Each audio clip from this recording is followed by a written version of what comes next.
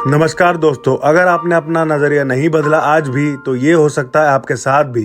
एक और कहानी सुनाता हूँ मैं आपको नजरिए का महत्व अच्छे से समझने के लिए। बाबूलाल नाम का मध्य प्रदेश का एक किसान था। वो अपनी जिंदगी से खुश और संतुष्ट था। बाबूलाल खुश इसलिए था कि वह संतुष्ट था, वो संतुष्ट इसलिए था कि वह खुश था। एक दिन एक आदमी उसके पास आया। उसने बाबूलाल को हीरो के महत्व और उनसे जुड़ी ताकत के बारे में बताया। उसने बाबूलाल से कहा, अगर तुम्हारे पास अंगूठे जितना बड़ा हीरा हो तो तुम पूरा शहर खरीद सकते हो, और अगर तुम्हारे पास मुट्ठी जितना बड़ा हीरा हो तो तुम अपने लिए शायद पूरा देश ही खरीद लो। वो अक्लमंद आदमी इतना कहकर चला गया। उस पूरी रात बाबूलाल को नींद ही नहीं आई।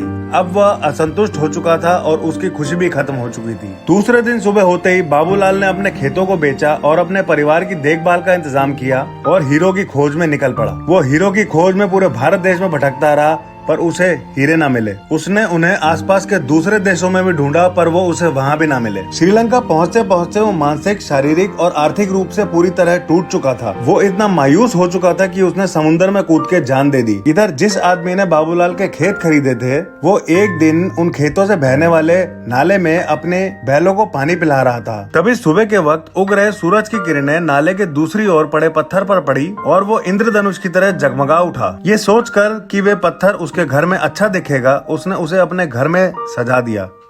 उसी दिन शाम को बाबूलाल को हीरो के बारे में बताने वाला आदमी खेतों के नए मालिक से मिलने के लिए आया। उसने उस जगमगाते हुए पत्थर को देखकर पूछा, क्या बाबूलाल लौट आया? नए मालिक ने जवाब दिया, नहीं।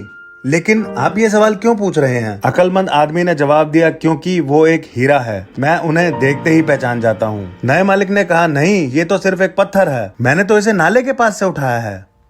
आइए मैं आपको दिखाता हूँ, वहां तो ऐसे बहुत सारे पत्थर पड़े हैं। तो उन्होंने वहां से नमूने के तौर पर बहुत सारे पत्थर उठाए और उन्हें जांच परखने के लिए भेज दिया। और आप लोग विश्वास नहीं करोगे, वो पत्थर हीरा ही निकला।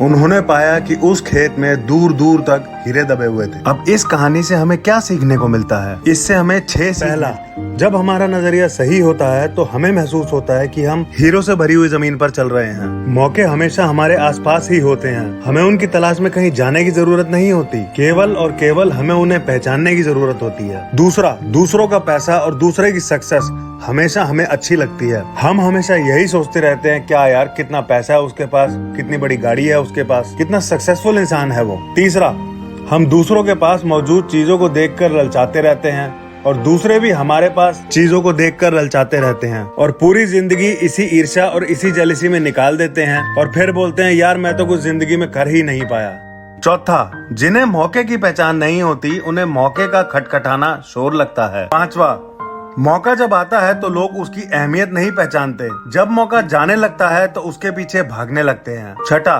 कोई मौका दोबारा नहीं खटखटाता। दूसरा मौका पहले वाले मौके से बेहतर या बदतर हो सकता है, पर वे ठीक पहले वाले मौके जैसा नहीं हो सकता। इसलिए सही वक्त पर सही फैसला लेना बेहद जरूरी होता है। गलत वक्त पर लिया गया सही फैसला भी गलत फैसला बन जाता है।